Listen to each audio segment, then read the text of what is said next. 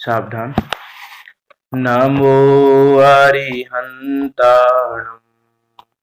नमो सिद्धाणं नमो आयर्याणं नमो वच्छायाणं नमो लोये सव्यसाहुणं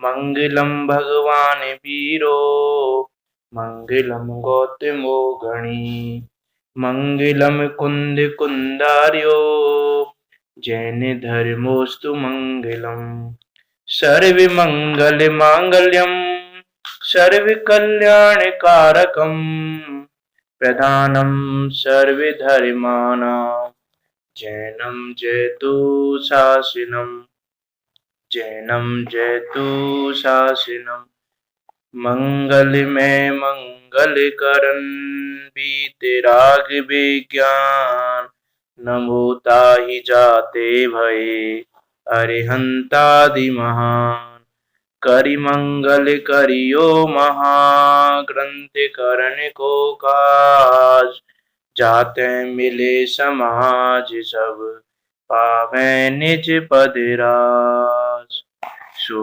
निज भाव सदा सुखद अपनो करो प्रकाश जो बहु विधि भव दुखानि को करियह सत्यानाश करियह सत्यानाश। आचार्य कल्प पंडित श्री टोडामल जी, उनके द्वारा विरचित यह उनकी मौलिक कृति मोक्ष मार्ग प्रकाशक जी, जो कि मोक्ष के मार्ग का प्रकाशन करने में पूरी तरह से समर्थ है। ऐसा ये अनुपम ग्रंथ, सरल भाषा में लिखा हुआ, सबकी सहज समझ में आने वाला ऐसा ये अनुपम ग्रंथ मोक्ष मार्ग प्रकाशक जी, जो कि 9 अधिकारों में निबद्ध है, वो यहाँ विराजमान है। इसी ग्रंथ के तीसरे अधिकार पर हमारी चर्चा चल रही है और ये तीसरा अधिकार संसार दुख और मोक्ष सुख का निरूपण करने वाला है। संसार दुखों को पंडित टोडरमल जी ने 2 तरह से बताया है। एक तो यह जीव कर्मों की अपेक्षा दुखी है और एक पर्याय की अपेक्षा दुखी है। तो कर्मों की अपेक्षा जीव दुखी किस प्रकार से है और पर्याय की अपेक्षा किस प्रकार से है, इन दोनों को अलग अलग करके यहाँ दिखाया है कि किस कर्म के उदय के बस जीव के कैसे परिणाम बनते हैं और किस पर्याय के बस कैसे परिणाम बनते हैं, वो आगे बताएंगे। तो कर्मों के उदय के कर्मों के कारण जो दुख है, उसमें सर्वप्रथम घातिया कर्म है 4, ज्ञानावरण, दर्शनावरण, मोहिनी, अंतराय। उन चारों कर्मों की उन्हें व्यवस्था देखी कि इन चारों कर्मों के कारण यह जीव किस प्रकार से दुखी हो रहा है और क्या उपाय करता है, उसका उपाय क्या है। उसके बाद हमारी चर्चा चल रही है अघातिया कर्मों में सबसे पहले वेदनीय कर्म पे, कि ये जो वेदनीय कर्म है ये संयोग कराता है वस्तुओं का, और इसकी शुभ और अशुभ 2 तरह की प्रकृतियां हैं, साता असाता रूप। और साता असाता के उदय के काल में उसके अनुसार हमको संयोग बन जाते हैं और यह जीव मोहिनीय कर्म का साथ पाकर, या हम कहें कि उस मोहिनीय कर्म की रजामंदी से, ऐसा कहें हम, जैसे कि मोहिनीय कर्म के कारण यह जीव उसमें सुख और दुख की कल्पना कर लेता है। मीन्स वो वेदनीय कर्म के कारण पहले से उसके संयोग ऐसे मिले और उसके बाद मोहिनी के कारण उसने उसमें सुख दुख मान लिया, और यह जीव सुख दुख की कल्पना करके उनको रखने का या दूर करने का पुरुषार्थ करता रहता है। और जब वस्तु व्यवस्था ये कहती है कि उनको रखना या दूर करना वो मेरे अधीन नहीं है, मैं किसी संयोग को रख लूं या किसी संयोग को दूर कर दूं, वो मेरे अधीन नहीं है। जिस संयोग का जिस समय, जहां, जिस रूप में, जिस तरह से परिणमन होना है, उस संयोग का उसी जगह उसी काल में, उसी रूप में, उसी तरह से परिणमन होता है। यदि ऐसा ना हो तो सर्वज्ञ भगवान का ज्ञान झूठा हो जाए। यदि वस्तु व्यवस्था ऐसी ना हो, हमारे करने से संयोग इधर उधर हो जाए, तो सर्वज्ञ भगवान का ज्ञान झूठा हो जाए, जो कि संभव नहीं है। इसीलिए संयोगों को इधर उधर करना भी संभव नहीं है, ये हमको पता चलता है। हमारी बात चल रही थी वेद नियम में कि जीव जो उपाय करता है वो उपाय झूठे हैं। कैसे झूठे हैं, तो उस पर हमारी हमने बात की थी और आगे चर्चा करनी है हमको। पेज नंबर 60 पे लिखा हुआ है, फर्स्ट पैराग्राफ ही पढ़ना है। अथवा बाह्य सामग्री से सुख दुख मानते हैं, सो ही भ्रम है। सुख दुख तो साता असाता का उदय होने पर मोह के निमित्त से होते हैं। कि ये बाह्य सामग्री से सुख दुख मानता है, वो इसका भ्रम है। सुख दुख तो साता असाता के उदय से होते हैं। साता असाता के उदय होने पर मोह के निमित्त से होते हैं, ऐसा प्रत्यक्ष देखने में आता है। कल हमने ये बात देखी थी यहां तक। अब लक्ष्य धन के धनी को सहस्त्र धन का व्यय हुआ तो वह तो दुखी है, और सत धन के धनी को सहस्त्र धन हुआ तब वह सुख मानता है। बाह्य सामग्री तो उसके इससे 99 गुनी है। कि जैसे कोई लखपति जीव है, लखपति व्यक्ति है कोई।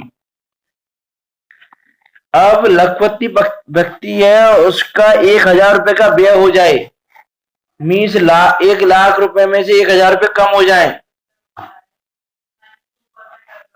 1000 रुपए कम होने पर यद्यपि उसके पास अभी भी 99 गुनी संपत्ति रखी हुई है, फिर भी वो दुख मानता है कि अरे 1000 रुपए कम हो गए, 1000 रुपए कम हो गए, 1000 रुपए का लॉस हो गया, ये हो गया और वो हो गया, फलाना हो गया।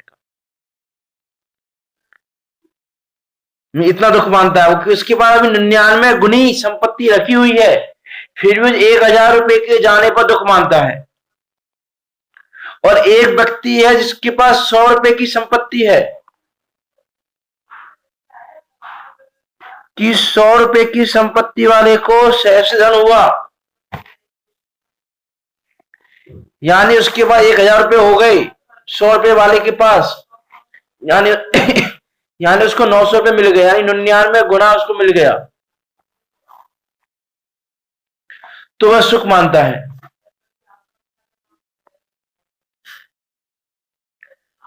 तो अब यहां पर हमको क्या बताना है जमबाजी पंडित टोडरमल जी को, कि देखो जो लखपति व्यक्ति है, वो लखपति व्यक्ति के 1000 रुपए कम हो गए तो वो दुखी हो रहा है, और जो 100 रुपए वाला व्यक्ति है उसको 1000 रुपए में हो गए तो वो सुख मान रहा है।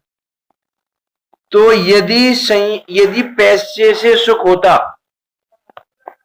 यदि पैसे से सुख होता तो उसके पास अभी 99 गुनी संपत्ति बची हुई है। 1 लाख रुपए में से 1000 रुपए कम हुए हैं, 99,000 रुपए उसके पास है अभी। यदि पैसे से सुख होता तो उसको सुख होना चाहिए था 99,000 वाले को, जबकि 99,000 वाले को सुख नहीं है, और जिसके पास 1000 रुपया हो गया है वो सुखी है। तो यदि पैसे से सुख होता तो जिसके पास 1000 रुपया हुआ है, उस 1000 रुपये वाले के पास जितना सुख है उससे 99 गुना सुख उस 99,000 रुपये वाले के पास होना चाहिए था, लेकिन वो दुखी और ये सुखी है। इसका अर्थ है कि संयोग से तो सुख दुख नहीं होता। जो पहला कही ना कि बाह्य सामग्री से सुख दुख मानता है, तो बाह्य सामग्री तेसो सुख दुख नहीं है। कि बाह्य सामग्री से सुख हो तो 99,000 वाले को ज्यादा सुख होना चाहिए और 1000 रुपए वाले को कम सुख होना चाहिए। लेकिन प्रत्यक्ष दिखाई देता है कि उसके 1000 रुपए कम हो गए, उस पर 99,000 रुपए है, लेकिन 99,000 रुपए रहते हुए भी वो दुखी है, और इसके बाद 1000 रुपया हो गया तो भी ये सुखी है। तो ये तो इससे पक्का हुआ कि संयोग से सुख दुख नहीं होता, क्योंकि संयोग से सुख दुख हो तो 99,000 वाले को 99 गुना सुखी होना चाहिए, लेकिन प्रत्यक्ष हम देखते हैं कि ऐसा नहीं होता। इसलिए संयोगों से सुख दुख मानना वो तो मिथ्या भाव है, वो तो भ्रम ही है हमारा, वो संभव ही नहीं है। अथवा लक्ष्य धन के धनी को अधिक धन की इच्छा है तो वह दुखी है, और सत्य धन के धनी को संतोष है तो वह सुखी है। कि जो लखपति व्यक्ति है उसको क्या है कि और इच्छा है, और पैसा है, और पैसा है, और पैसा है, तो वो दुखी है। और जो 1000 रुपए वाला है वो संतोषी व्यक्ति है, संतोष है, उसे जितना है उतने में संतोष है, तो उसको उस प्रकार की इच्छा नहीं है, और इच्छा के भाव से वो सुखी है। कहते हैं संतोषी सदा सुखी, कि जिसको संतोष भाव है वो सुखी है, और जिसकी इच्छा हो रही है कि और पैसा, और पैसा, और पैसा, और पैसा, तो वो दुखी हो रहा है। तो विचार करके देखा सुखी दुखी किससे हो रहा है, कि इच्छा से हो रहा है सुखी दुखी, संयोगों से नहीं हो रहा है। संयोगों से सुखी दुखी हो तो हमने पहले कह दिया भैया कि संयोग तो उसके पास ज्यादा है, लेकिन फिर भी वो दुखी हो रहा है, और इसके पास संयोग कहां, फिर भी ये सुखी है। तो सुखी किससे है, कि इसको संतोष है, संतुष्टि का भाव है उसको, इसलिए वो सुखी है। और इसके पास संतुष्टि का भाव नहीं है, इसके और पैसा मिले, और पैसा मिले, अधिक धन की इच्छा, इसलिए वो दुखी है। तथा समान वस्तु मिलने पर कोई सुख मानता है, कोई दुख मानता है, कि ये तो चलो कम ज्यादा का संयोग वाली बात है। यदि समान वस्तु की बात भी मिले, कहें कि एक जैसी वस्तु दो लोगों को मिले तो भी एक व्यक्ति सुखी होता है, एक व्यक्ति दुखी होता है, ऐसा भी देखने में आता है। सेम वस्तु मिलने पर भी, कि हाँ सेम वस्तु मिलने पर भी जीव सुखी दुखी हो जाता है। दो व्यक्तियों को एक जैसी चीज मिली, लेकिन फिर भी ये सुखी हो रहा है, दुखी हो रहा है, ऐसा प्रत्यक्ष देखने में आता है। और सारे संयोग देख सकते हैं हम, एक जैसे संयोग मिलने पर भी ये सुखी है, दूसरा दुखी है। जैसे किसी को मोटे वस्त्र का मिलना दुखकारी होता है, किसी को सुखकारी होता है। कि किसी को मोटा वस्त्र मिला, अब वो मोटा वस्त्र मिला तो मोटा वस्त्र किसी को अच्छा लगता है, किसी को अच्छा नहीं लगता। तो जिसको अच्छा लग रहा है उसकी लिए सुखकारी है, और जिसको अच्छा नहीं लग रहा है उसके दुखकारी है। वो कि सेम कपड़ा मिलने पर भी, कि हाँ सेम कपड़ा मिलने पर भी जिसको अच्छा लग रहा है वो सुखी मान रहा है, और जिसको अच्छा नहीं लग रहा है वो दुखी हो रहा है। तो इससे ये तो पक्का हो गया कि कपड़े के कारण सुख दुख नहीं है। कपड़े के कारण सुख दुख हो तो सेम कपड़ा मिलने पर दोनों को या तो सुखी होना चाहिए या दुखी होना चाहिए, लेकिन ये सुखी हो रहा है, दुखी हो रहा है, इसका अर्थ ये तो हो गया कि भाई कपड़े से तो सुख दुख नहीं है। तो सुख दुख काई का है, कि सुख दुख है मोह का, सुख दुख है इच्छा का, कि तुम्हारी चाह कैसी है कि तुम्हें अच्छा नहीं लग रहा है, अच्छा नहीं लग रहा है तो तुम दुखी हो रहे हो, और उसको अच्छा लग रहा है तो वो सुखी हो रहा है। तो जो इच्छा है ये इच्छा दुख का कारण हो रही है, वो संयोग सुख दुख का कारण नहीं है। ये सिद्ध कह रहे हैं पंडित जी कि जो पहली लाइन में कहा कि ये सामग्री से सुख दुख मानना तो भ्रम है, कि सामग्री से सुख दुख नहीं होता, लेकिन ये क्या मानता है कि इस मोटे वस्त्र ने मुझे दुखी किया, और वो मानता है कि इस मोटे वस्त्र ने मुझे सुखी किया, लेकिन उस वस्त्र ने ना तो उसको दुखी किया है और ना उसको सुखी किया है। वो सुखी हुआ है, अपनी इच्छा सुख मान रहा है, और ये अपनी इच्छा से दुख मान रहा है। लेकिन कपड़े ने तो कुछ नहीं किया, कपड़े ने ना सुखी किया है ना दुखी किया है। ऐसी वस्तु व्यवस्था है कि समान वस्तु मिलने पर कोई सुख मानता है, कोई दुख मानता है। जैसे किसी को मोटा वस्त्र मिलना दुखकारी होता है, किसी को सुखकारी होता है। शरीर में क्षुधा आदि पीड़ा, बाह्य इष्ट का वियोग, अनिष्ट का संयोग होने पर किसी को बहुत दुख होता है, किसी को थोड़ा होता है, और किसी को नहीं होता। कि शरीर में क्षुधा तृषा अधिक हो, या बाह्य इष्ट पदार्थों का वियोग हो, अनिष्ट पदार्थों का संयोग हो, तो किसी को बहुत दुख होता है, किसी को कम होता है, और किसी को दुख नहीं होता। तो ये सुख दुख बाह्य इष्ट अनिष्ट पदार्थों के अधीन कैसे रहा कि नहीं रहा। कि भैया किसी को तो भूख लगने में बहुत दुख होता है, किसी को कम होता है, किसी को होता नहीं।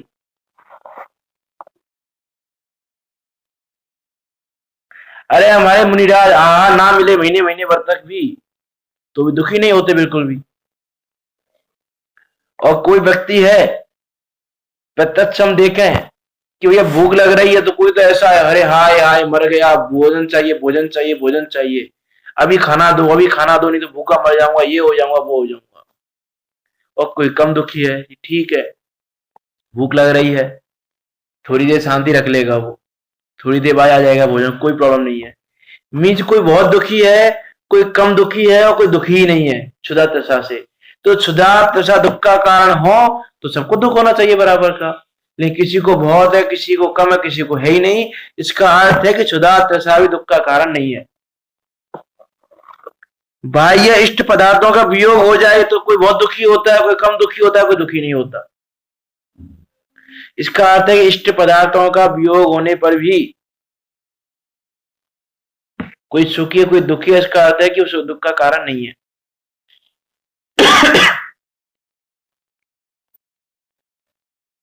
कि इष्ट पदार्थ का वियोग हो जाए तो भी दुखी नहीं होता कि नहीं होता दुखी। जैसे हम यही देखें पंचम काल का एग्जाम्पल, कौन से पंडित जी हैं, पंडित बनारसी जाति नहीं, गोपाल दास जी बरैया हैं शायद, नाम याद नहीं आ रहा मुझे ख्याल में। तो वो प्रसंग आता है कि उनके घर में एक चोर आया और उस चोर ने रात्रि में बहुत सारा सामान चोरी करके पोटली बांध ली, और पोटली बांध के जब वो चलने लगा तो उस पोटली उठी नहीं रही। तो पंडित जी ने स्वयं उस पोटली को हाथ लगवाया कि ले भैया ले जा। उसको आश्चर्य हुआ कि ये व्यक्ति स्वयं इसके घर में चोरी करने आया हूं मैं, और ये व्यक्ति स्वयं हेल्प कर रहा है मेरी पोटली को उठवाने में, पुलिस को कॉल नहीं कर रहा, पकड़वा नहीं रहा है और हाथ लगवा रहा है पोटली को कि ले जा भाई। और आज हम होते उस प्रसंग पे तो हम क्या करते, हमको पता चला गया भैया घर में चोर घुसा हुआ है चोरी कर रहा है, तो शांति से उठ के पुलिस को कॉल करके कुछ करते, हर जगह का रास्ता बंद करते जिससे वो निकल नहीं पाए, पुलिस को बुलाते, कॉलोनी में हल्ला मचाते, बहुत सारी चीजें कर लेते। और एक उन पंडित जी ने पोटली को हाथ लगाया खुद से कि ले भाई उठा से ले जा, कि ये मुझसे छूट नहीं रही, बढ़िया छूट जाएगी। तो बताओ कि उनके वो इष्ट पदार्थ है, उनके घर में तो रखे हुए इष्ट है, वो इष्ट का वियोग होने पर वो दुखी नहीं हो रही और कोई दुखी होता है। और मुनिराज जिन्होंने पूरी तरह से निर्गंध अवस्था धारण कर ली है, सारे परिग्रह का त्याग कर दिया है, सारे इष्ट पदार्थों का त्याग कर दिया है, वो भी सुखी है। तो इष्ट पदार्थों से यदि उनका इष्ट पदार्थों के रहने पर सुख होता और इष्ट पदार्थों के छूटने पर दुख होता तो उनको दुखी होना चाहिए था, लेकिन वो दुखी नहीं है। तो जिनके पास इष्ट पदार्थ नहीं है वो दुखी नहीं है, और जिनके पास इष्ट पदार्थ है वो दुखी है। उनको रखने के लिए, रक्षा करने के लिए, बचाने के लिए, सेफ्टी के लिए अन्य अनेक प्रकार से दुखी है। तो इसका अर्थ है कि इष्ट पदार्थों से भी सुख नहीं है, इष्ट पदार्थों से वियोग के दुख नहीं है। अनिष्ट पदार्थों का संयोग, अनिष्ट पदार्थों का संयोग होने पर कोई बहुत दुखी हो जाता है, कोई कम दुखी होता है, कोई दुखी नहीं होता। कि प्रत्यक्ष देखने में आती हैं ये चीजें हमको कि किसी व्यक्ति का पास कोई अनिष्ट संयोग हो गया। जैसे मान लो अभी किसी को कोरोना हो गया, अब वो दुखी हो रहा है, हाय मर गया हाय मर गया हाय मर गया, ये हो जाएगा वो हो जाएगा ये हो जाएगा वो हो जाएगा।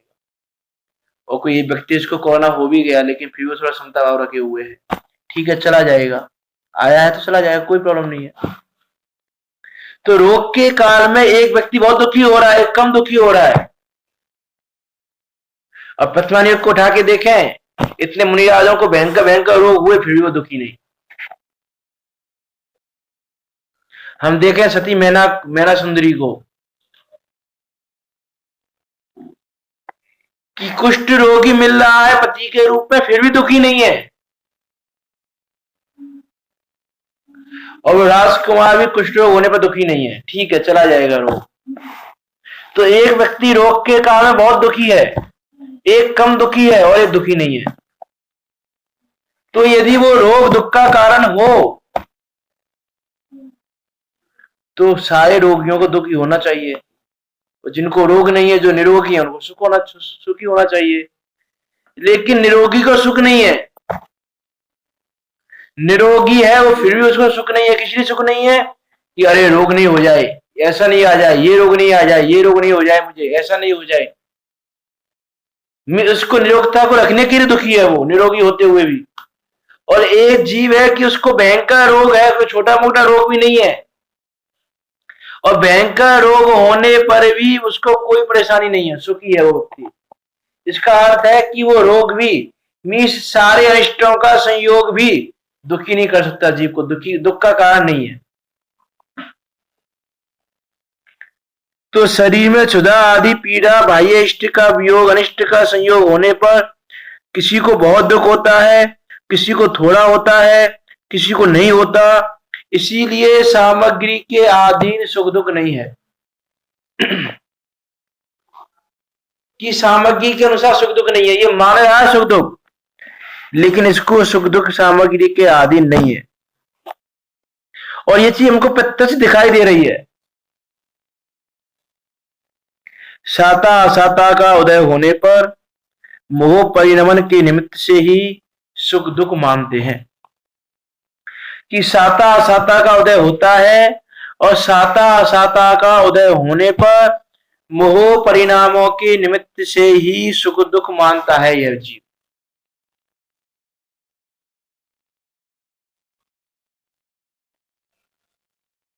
ऐसी ये बात है।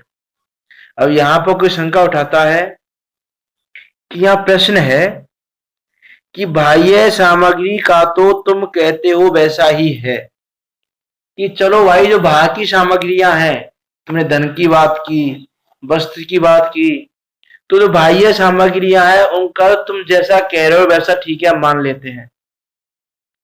परंतु शरीर में तो पीड़ा होने पर दुखी होता ही है, और पीड़ा ना होने पर सुखी होता है।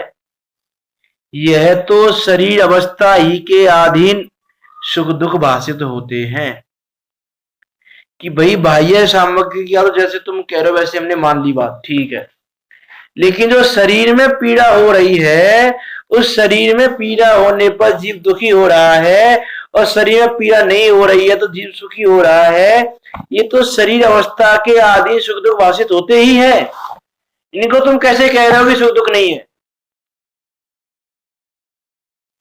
प्रश्न तो बहुत सही है भाई। जिस प्रश्न तो क्या है कि भैया बाहर में जो तुमने कहा, स्त्री पुत्र मकान धन वस्त्र आदि जो कुछ भी तुमने कहा कि जीव को सुख दुख का कारण नहीं है, तो वो तो हमने मान लिया कि चलो भाई ये पर पदार्थ है, ये तो आत्मा को सुख दुख का कारण नहीं है, ये तो हमको सुख दुख का कारण नहीं है क्योंकि हमसे भिन्न है। कि भैया निर्धनता दुख का और धनवान सुख का कारण नहीं है, ये तो हमने मान लिया। लेकिन शरीर में रोग आता है तो पीड़ा होती है और जीव दुखी होता है। कि पेट में दर्द हो रहा है, तुम कह रहे हो जीव दुखी ना हो, ऐसा कैसे हो सकता है? कि भैया पेट में दर्द है, कोई बड़ी बीमारी है, कुछ भी है, तुम कह रहे हो जीव दुखी नहीं हो। तो वो तो भैया प्रत्यक्ष दिखाई देता है हमको कि शरीर में रोग होता है जीव दुखी होता है, और शरीर में रोग नहीं होता जीव सुखी होता है। किसी को पेट में दर्द हो रहा है, दुखी हो रहा है, और उसका पेट में दर्द सही हो गया तो वो सुखी हो जाता है। ये तो हम देखते हैं। तो तुम कैसे कह रहे हो कि भैया शरीर की अवस्था के आदि सुख दुख नहीं है? बाकी चीजों में तो मान ले, लेकिन शरीर की अवस्था में कैसे माने हम ये बात? क्योंकि अच्छा दिखाई देता है शरीर में रोग हो तो जीव दुखी होता है, और तुम कह रहे हो कि रोग होने पर जीव दुखी नहीं है। तो ये बात कैसी बात है ये? तो देखो उसका समाधान कर रहे हैं। ये हमारी तुम्हारी सबकी शंकाएं हैं। हम भी ऐसा सोचते हैं भैया ठीक है, पर की बात तो ठीक है, लेकिन शरीर में रोग होगा तो दुखी होते हैं। ये शरीर का रोग तो दुख का कारण है। शरीर निरोगी है तो सुखी होते हैं हम, और शरीर रोगी है तो दुखी होते हैं हम। तो तुम कैसे कह रहे हो भैया शरीर की अवस्था को?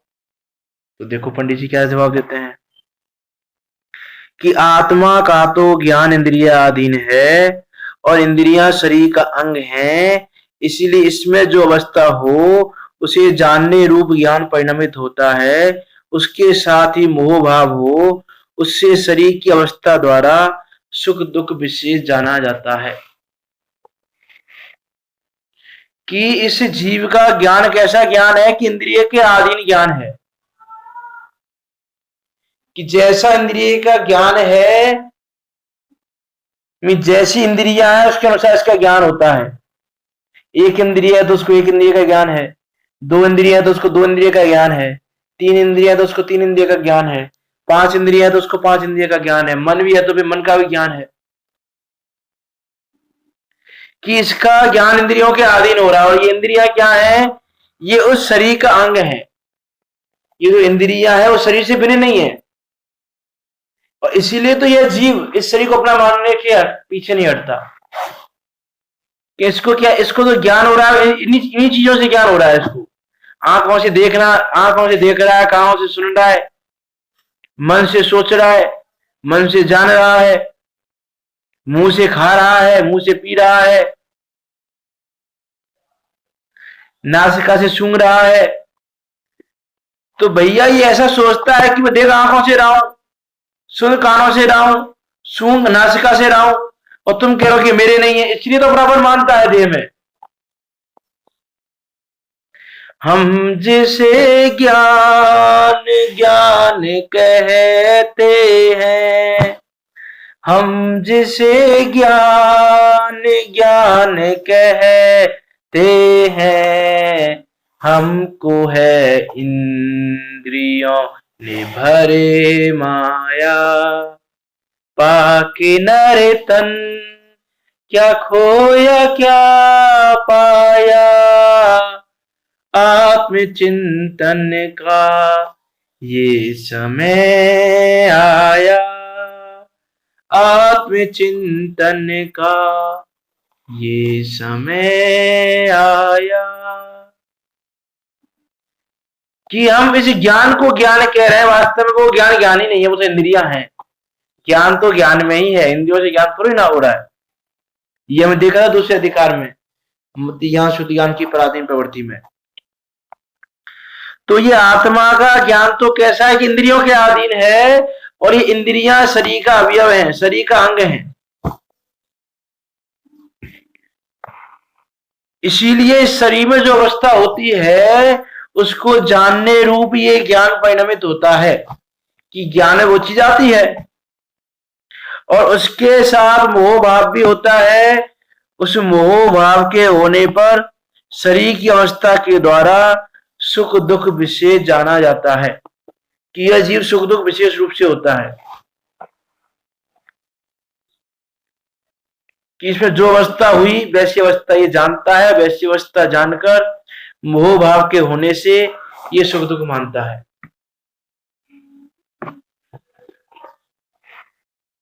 क्योंकि ज्ञान का स्वभाव तो जानने का है,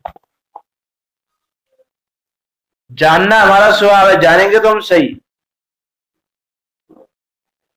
लेकिन जो अज्ञानी जीव है उसका वो जानना इंद्रियों के अधीन हो रहा है। मीन्स वो ज्ञान को ज्ञान से ना जानकर इंद्रियों से जान रहा है। वो ये मान रहा है कि मुझे तो ज्ञान हो रहा है, वो ज्ञान से ना होकर इंद्रियों से हो रहा है। क्यों, उसको लगता ही नहीं है कि ज्ञान से ज्ञान होता है, वो तो सोचता है इंद्रियों से होता है ज्ञान।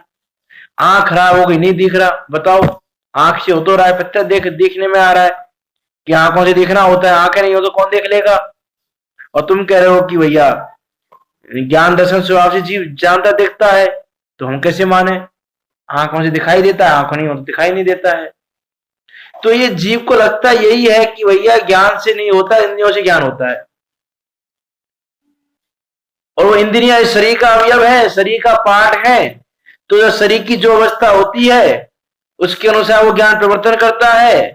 और मोह भाव के होने पर मैं इस रोग से दुखी, मैं निरोगी होने पर सुखी, इस प्रकार के मोह भाव से यह जीव शरीर में सुख दुख मानता है।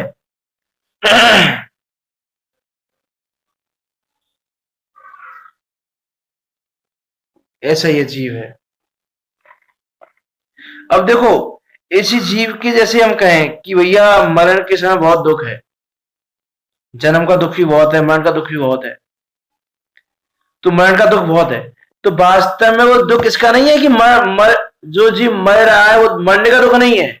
वो दुख किसका है कि मेरे शरीर का वियोग हो रहा है, इन संयोगों का वियोग हो रहा है, ये जो पूरा मोह भाव है, इन इंद्रियों का वियोग हो रहा है।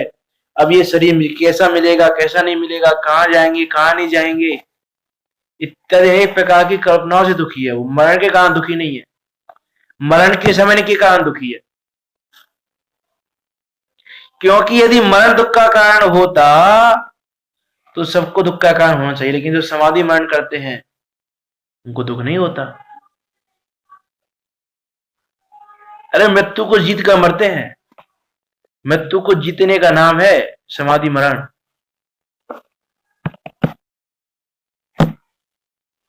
उनको भय नहीं रहता, मरण का दुख नहीं होता उनको मरण के समय।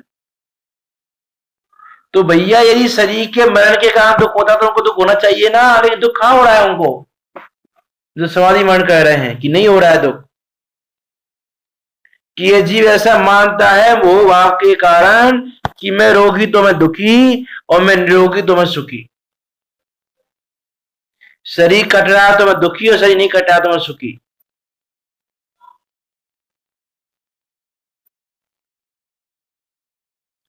कि ये इंद्रियों की अवस्था, ये शरीर की अवस्था जानने में आ रही है, वो तो तुम्हारे स्वभाव भाव से आ रही है, लेकिन ये सुख दुख तुम मान रहे हो ये तुम्हारा मिथ्या भाव है।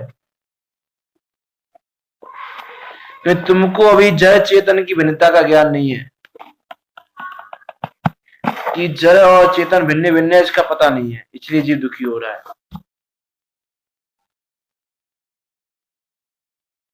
जैसे हंस है, दूध रखा हुआ है सामने, दूध में पानी मिला हुआ है, अब हंस को कोई प्रॉब्लम नहीं है दूध पीने में, कोई दुखी नहीं है वो, कि वो तो भैया उसको तो पानी और दूध दोनों दिख रहे हैं, वो दूध को पी जाएगा, पानी को छोड़ देगा।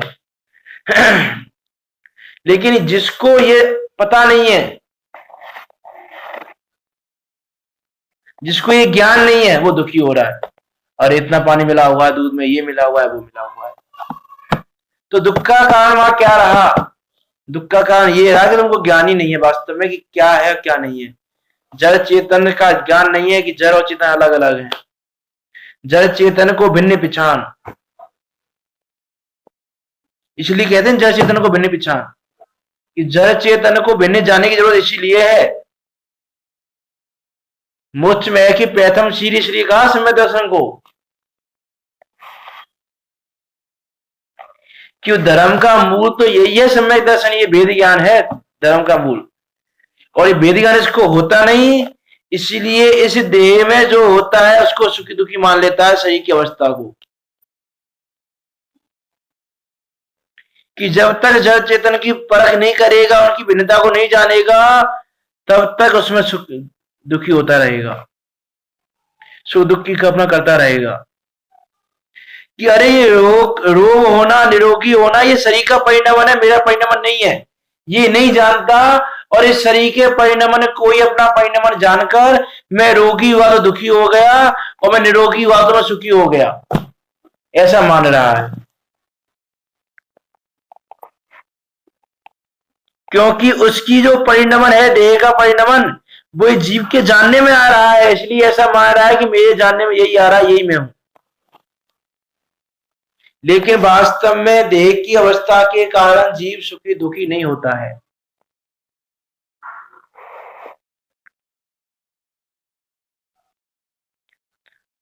तो यहां कह रहे हैं कि आत्मा का ज्ञान तो इंद्रिय अधीन है, इंद्रिया शरीर का अंग है, इसलिए इसमें जो अवस्था हो उसे जानने रूप ज्ञान परिणमित होता है। उसके साथ ही मोह भाव हो, उससे शरीर की अवस्था द्वारा सुख दुख विशेष जाना जाता है। तथा पुत्र धनाधिक से अधिक मोह हो तो अपने शरीर का कष्ट सहे, उसका थोड़ा दुख माने, और उनको दुख होने पर अथवा उनका संयोग मिटने पर बहुत दुख माने। कि किसी को अपने स्त्री पुत्र आदि से, धनाधिक से बहुत ज्यादा मोह भाव है, तो उसको अपने पुत्र आदि से बहुत मोह है, तो अपने शरीर को कष्ट होता हो तो हो, लेकिन पुत्र को ना हो। तो ऐसे समय में शरीर के कष्ट को भी नहीं गिनता। पुत्र आदि की रक्षा के लिए, पुत्र आदि का दुख मिट जाए उसके लिए, कि अपने शरीर के कष्ट को भी नहीं गिनता। तो इसका अर्थ है कि शरीर के कष्ट से दुखी नहीं होता जीव। यदि शरीर के कष्ट से दुखी होता या सुखी होता, तो शरीर का कष्ट सहने पर भी वो अपने पुत्र को सुखी करना चाह रहा। शरीर का कष्ट होता है तो हो, प्रत्यक्ष दिखाई देता है ये चीज भी हमको, कि अपना शरीर पूरी तरह निरोगी है, सब कुछ है, और अभी पता चला कि भैया पुत्र का एक्सीडेंट हो गया है, अब वो भागेगा। मान लो भाग रहा है, भागने को गिर गया, उसके सिर में कहीं थोड़ी सी लग गई, हाथ छिल गया, कुछ हो गया, लेकिन उसका ध्यान कहां पर है? उस पुत्र के पास पहुंचने का, कि पुत्र का एक्सीडेंट हो गया, क्या हाल है क्या हाल नहीं है। तो थोड़ा सा हाथ छिल भी गया तो भी उसको नहीं देखेगा, भागेगा उठ के। का कण हो तो उस समय उसको दुखी होना चाहिए, लेकिन वो दुखी किसी लिए, उसका इसका उपयोगी नहीं है। उसका ज्ञान किधर है अभी? कि पुत्र के पास पहुंचना है। तो शरीर का छीनना भी उसको दुख नहीं लग रहा है। तो यहाँ क्या कहना चाह रहा है कि भैया जो तुम कह रहे हो कि शरीर की अवस्था से सुख दुख होता है, तो शरीर के छीनने से सुख दुख होता है कि नहीं होता तुझे? कि होता है, और होता है तो अभी क्यों नहीं हो रहा है? कभी तेरा वो मोह भाव उधर लगा हुआ है कि पुत्र धनाधिक से अधिक मोह हो तो अपने शरीर का कष्ट सहे, उससे थोड़ा दुख माने, और उनको दुख होने पर अथवा उनका संयोग मिटने में बहुत दुख माने।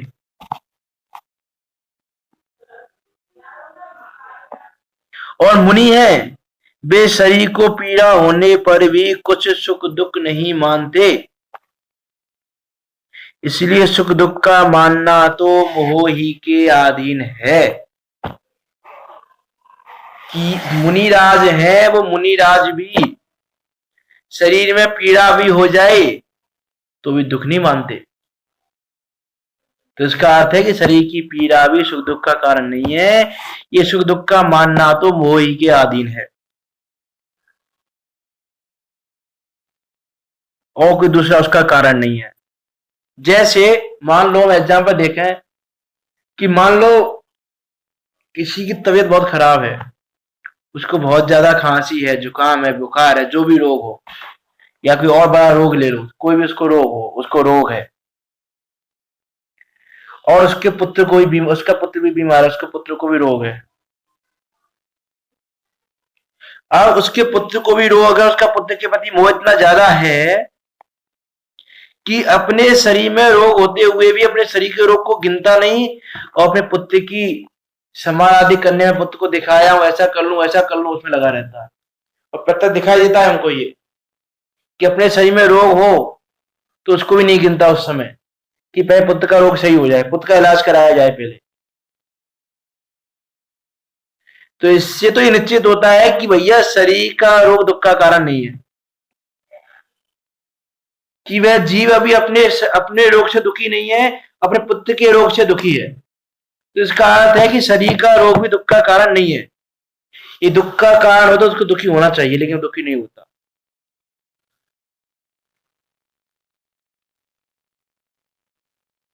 कि दुखी किससे हो रहा है फिर? कि मोह से हो रहा है दुखी। कि अभी उसका मोह, जब उसका मोह शरीर के प्रति रहता है तो उसके कारण दुखी रहता है, अभी उसका मोह पुत्र के प्रति है तो उसके कारण दुखी है।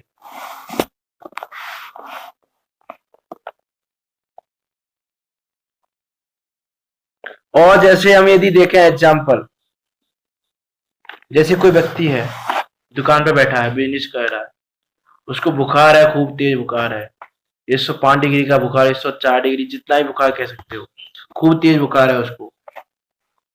लेकिन कस्टमर आते जा रहे हैं, आते जा रहे हैं, आते जा रहे हैं, कमाई हो रही है खूब अच्छी, तो अपने रोग को नहीं देखता, इलाज कराने में नहीं जाएगा, बोला कस्टमर आ रहा है, इनको निपट जाने दो तब जाएंगे। तो ये क्या है कि भैया यदि शरीर में रोग दुख का कारण होता तो उसको भी 105 डिग्री का बुखार है तो उसको दुखी होना चाहिए नहीं होना चाहिए? होना चाहिए। लेकिन अभी कस्टमर आ रहे हैं, कमाई हो रही है खूब अच्छी, तो उसको दुख लगता ही नहीं है, उसको अच्छा लगता है और आने और आए और आए, ऐसा नहीं सोचता। देखो उस समय वह जीव, चलो कस्टमर आ रहे हैं तो उस समय ये भी नहीं सोचता कि कस्टमर बंद हो जाए, कस्टमर आने क्यों आ रहे हैं इतने, कस्टमर कम हो जाए तो मैं दिखाने चला जाऊं, कि नहीं कस्टमर आ रहा है अच्छा है और आए और आए और आए। इसका क्या है, बुखार आ रहा है ठीक है दिखा लूंगा, मैं शाम को दिखा लूंगा, रात को दिखा लूंगा, कल दिखा लूंगा, लेकिन कस्टमर आ रहा है तो आने दो आने दो आने दो। तो इससे पता चलता है कि भैया शरीर का रोग दुख का कारण नहीं है। शरीर का रोग दुख का कारण हो तो व्यक्ति को दुखी होना चाहिए, लेकिन दुखी नहीं होता।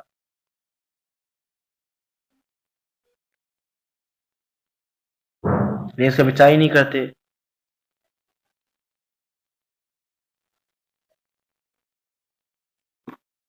तो ऐसी ये बात है, मोह की महिमा है। मोह की महिमा देखो क्या तेरे मन में समाई, तुझे अपनी ही सुध नहीं आई, तूने अपनी ही महिमा भुलाई। मोह की महिमा देखो क्या तेरे मन में समाई, तुझे अपनी ही सुध नहीं आई, तूने अपनी ही महिमा भुलाई, मैंने अपनी ही महिमा भुलाई। यह है मोह की महिमा कि शरीर में रोग होते हुए भी रोग को नहीं गिनता। इसीलिए तो कहना है यहाँ पे कि पुत्र धनाधिक से अधिक मोह हो तो अपने शरीर का कष्ट सहे, उसका थोड़ा दुख माने, और उनको दुख होने पर अथवा उनका संयोग मिटने पर बहुत दुख माने। और मुनि है वे शरीर को पीड़ा होने पर भी कुछ दुख नहीं मानते। इसीलिए सुख दुख का मानना तो मोह ही के अधीन है, कि सुख दुख तो तुम्हारे मोह के अधीन ही हो रहा है। अभी उसका मोह कमाने में लगा हुआ है तो उसको वो सुख मान रहा है अपने आप में। कष्ट में आ रहे हैं अच्छा है और आए और आए और आए, सुख मान रहा है। शरीर में 105 डिग्री का बुखार है फिर भी सुख मान रहा है। विचार करके देखें हम, और ये चीजों को प्रत्यक्ष दिखाई देती हैं। ऐसा नहीं है कि मन कल्पित बातें हों, ये एग्जाम्पल, ये घटनाएं आपको प्रत्यक्ष दिखाई देती हैं। तो इससे तो यही निश्चय होता है कि भैया शरीर के रोग भी सुख दुख का कारण नहीं है, ये सुख दुख मानना तो मोह के अधीन है। मोह के कारण यह जीव सुखी दुखी हो रहा है। और दूसरे अधिकार में बताया ही था कि कर्म बंधन का कारण भी ये मोह है। जब हमने नवी बंद विचार में चर्चा की थी तो हमने ये जाना था भैया ये मोहिनीय कर्म ही तुमको कर्म बंद करा रहा है, ये मोहिनीय कर्म ही संसार रूपी रोग का कारण है, और ये मोह ही सुख दुख का कारण है, और दूसरा कोई भी सुख दुख का कारण नहीं है। कोई भी किसी भी प्रकार से सुख दुख का कारण हो नहीं सकता। प्रत्यक्ष दिखाई देता है तो दूसरी बात ही क्या करें, प्रत्यक्ष दिखाई दे रहा है उसको जीव नहीं मान रहा है तो उसको और तो क्या, प्रथम योग की बात तो क्या करें फिर उससे हम, जब उसको प्रत्यक्ष की बात समझ में नहीं आ रही तो फिर वो प्रथम योग की घटनाओं को कहां से समझेगा। इसका हम विचार करें कि वास्तव में हम सुखी हैं तो अपने मोह के कारण, मी और सुख मान रहे हैं तो सुखी तो नहीं है जो जी सुखी मान रहा है कि मैं सुखी हूं, और हम दुखी हैं तो मोह के कारण। इस शरीर ने नाम को आज दुखी किया ना कब दुखी करेगा, ना ये दुखी करता था। दुखी होते हैं मोह के कारण, सुखी होंगे मोह के दूर होने पर। मोह रहेगा तुम दुखी रहेंगे, मोह चला जाएगा तुम सुखी हो जाएंगे। वेदनीय कर्म की क्या ताकत जो हमको सुखी दुखी कर दे। वेदनीय कर्म भी सुखी दुखी कर रहा है, मोह चला जाता है तो वेदनीय कर्म रहने पर भी जीव दुखी नहीं होता। ऐसी ये बात है। इस प्रकार ये सुख दुख का कारण ये मोहिनीय कर्म ही है और दूसरा कोई सुख का दुख का कारण नहीं है। इस प्रकार इस मोह को दुख का कारण जानकर इस मोह को दूर करने का प्रयास करें, विचार करके देखें। पंडित दौलतराम जी ने भी लिखा कि मोह महामद पियो अनादि, भूल आप को भरमत बादी। अनादिकाल से मोर मदिरा को पी पी कर भूला हुआ है अपने को, इसलिए दुखी हो रहा है। ताश भ्रमण की है बहु कथा। किसके भ्रमण की? जिसने मोर मदिरा को पिया हुआ उसके भ्रमण की कथा बहुत है। ऐसी ये बात है। इसका विचार करते हुए मोह को दूर करने का प्रयास करें और मोक्ष मार्ग में प्रवर्तन करें। इसी मंगल भावना के साथ अभी की वाणी को विराम देते हैं। जिनवाणी स्तुति। निज निधि निज में बताई,